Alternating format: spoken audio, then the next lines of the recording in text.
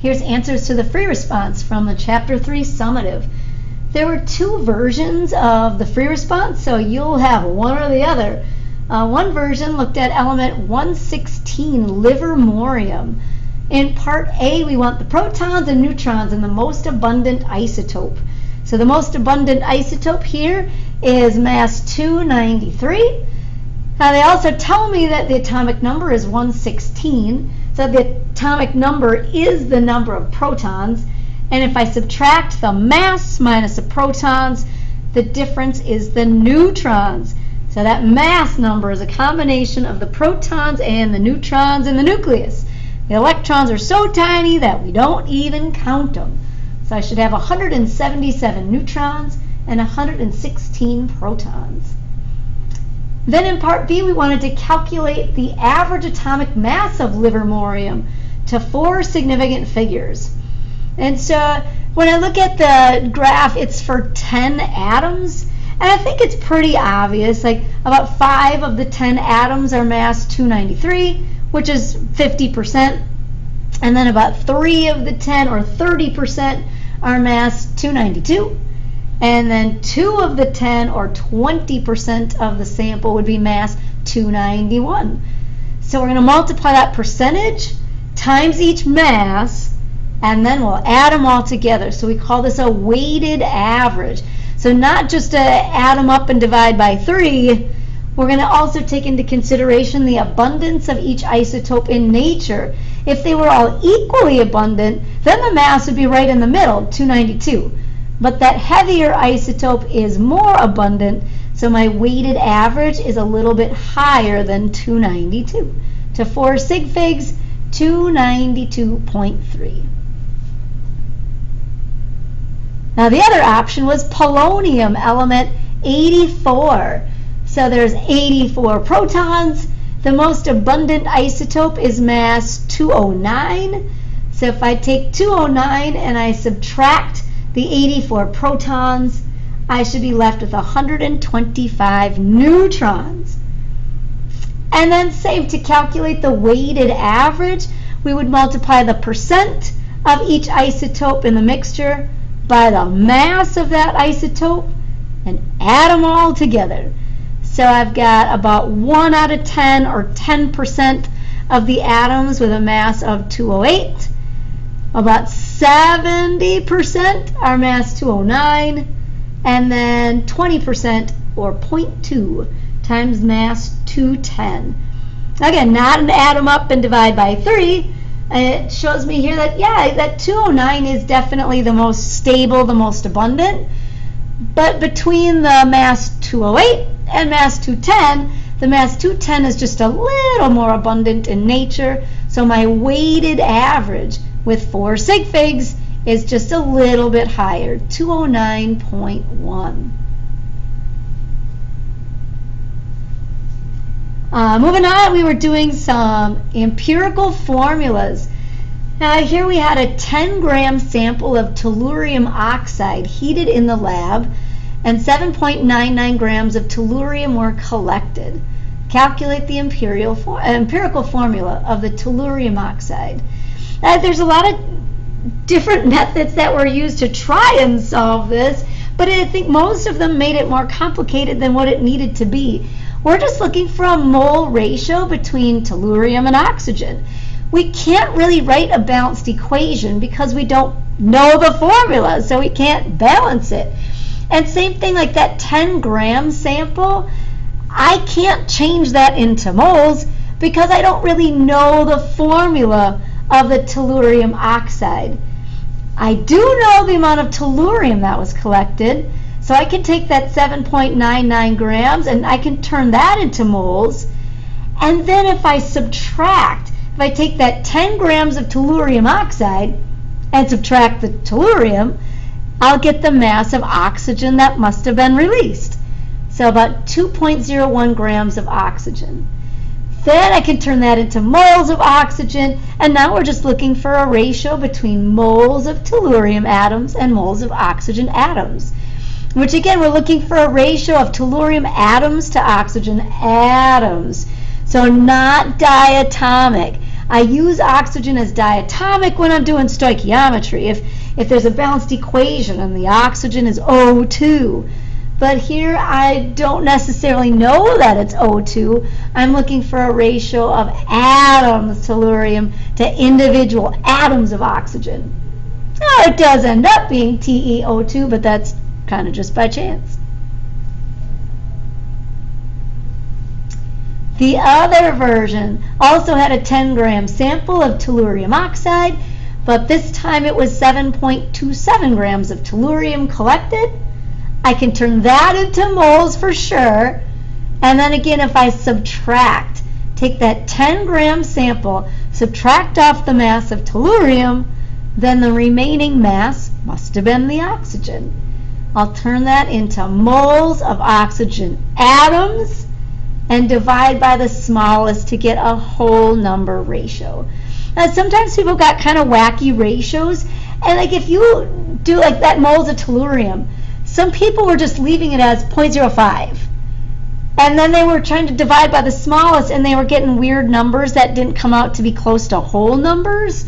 Yeah, I would leave a couple more figures. Like, there's a big difference between 0.05 and 0.057. Now, nobody's technically grading you on your sig figs here. The final answer is the formula, but I at least want to leave something reasonable so that I have the best chance at getting a good ratio. Now, sometimes it might be that the ratio is like 0.5, and then I can multiply by 2 to make it a whole number ratio. But if you are getting something really wacky, maybe that was part of the issue, that I want to leave a few figures so that I end up with a nice ratio. TeO3. On to some stoichiometry, some particle stoichiometry. So here we were given a mixture of products, and I wanted to go backwards and figure out the reactants that were present. Now again, there's so many different ways that you could approach this. Some people, again, kind of like group things by the ratio and the balanced equation. Or here, you can also think of the law of conservation of mass. That would say, if I had 8 nitrogen atoms and 12 oxygen atoms on the product side, then they all have to be present on the reactant side as well. Well, those 8 nitrogen atoms must have come from the NO. That's the only reactant that's got nitrogen. So there must have been 8 of them. If there's 8 NOs, that also uses up 8 of my oxygen atoms. So there would have been 4 oxygen atoms that I still have to account for. They must be in the form of those 2 molecules of O2. Now, I didn't draw them here, but we were looking for 8 molecules of NO and 2 molecules of diatomic oxygen. The other option would have been real similar, but it was sulfur and oxygen atoms. And I kind of did the same thought process. Now again, you can like do groupings based on the balanced equation. I do have some SO that must have been unreacted, which is kind of fun. But I kind of just thought of it as conservation of mass. There's a total of 6 sulfur atoms on the product side and 10 oxygen atoms. So 6 sulfur must have come from the SO, and that would also account for 6 of the oxygen atoms. Well, there's a total of 10 oxygen atoms, so I need 4 more. They would be in the form of 2 O2 molecules. So again, you can have it drawn. I should have 6 molecules of the SO and 2 oxygen. And finally, the stoichiometry. In part B, if you had the nitrogen version, you had 20 grams of NO and 15 grams of oxygen. We wanted to determine the limiting reactant, and there's no way to do that without at least calculating moles. Justify your answer with a calculation. You have to convert grams to moles. From there, maybe it just becomes logic. So here's a good example of a time when oxygen is diatomic. It is 15 grams of O2 oxygen gas. Now I'm going to use the mass as 32. So I switch these into moles, And now I look at the ratio between the reactants in the balanced equation. I need double the moles of NO. So I kind of just plugged that in my calculator. I need about 0.93-ish moles of the NO. And I'm not going to have that. I only have about 0.66. So because I don't have enough, NO is my limiting reactant, which gets used then in part C. How many grams of product can be formed from the reaction mixture once it reacts as completely as possible, meaning that there might be a reactant that's just left over, left unreacted, which in this case would be the oxygen. That is some little bobbles. When you start your stoichiometry in part C, you got to use the amount of limiting reactant that you actually have. So like that 0.938, that's the amount that I would need. I'm not going to use that number for any further calculations. I don't have that amount. I got to go back to the amount that I have. Now you could start with the 20 grams, or you could start with it in moles if you have if you've already calculated moles in part B. And then I use the ratio from the balanced equation, and finally the molar mass of the NO2. I should have a little over 30 grams of NO2. The other option would have been the sulfur. And so again, I started off the same way. I've got 20 grams of sulfur monoxide and 5 grams of O2 oxygen gas. I'll turn them into moles. The oxygen will be diatomic, 32 grams per mole. And then again, I'm looking at the ratio in the balanced equation. If I compare the two reactants, I need double the moles of SO. So I just quick kind of plug that in my calculator. I'm going to need about like 0.3 something moles of SO, but I've got extra. I'm going to have 0.4 something moles. Since I've got extra SO, by process of elimination, the oxygen is limiting. Now there are different ways that you can justify this answer with a calculation. Some people will just pick a reactant and turn it all the way into grams of the other reactant, and then they'll kind of compare that to the amount that they have. Totally fine, as long as at some point you are comparing the 1:2, 2:1 mole ratio of these two reactants.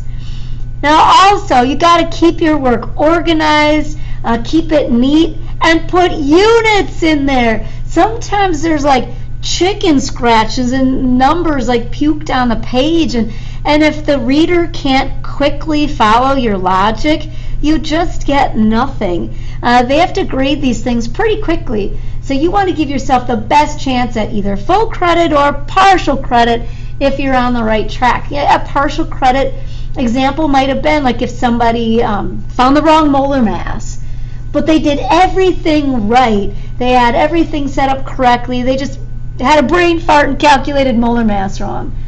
Well, that's where you might get some partial credit.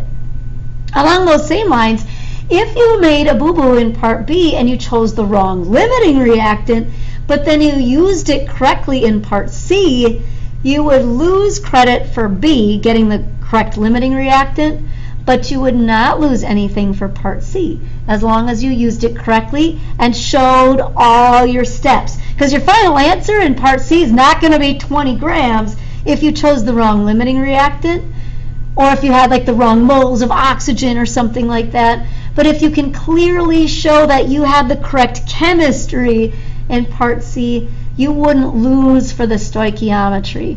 You would just lose for part B, figuring out the limiting reactant.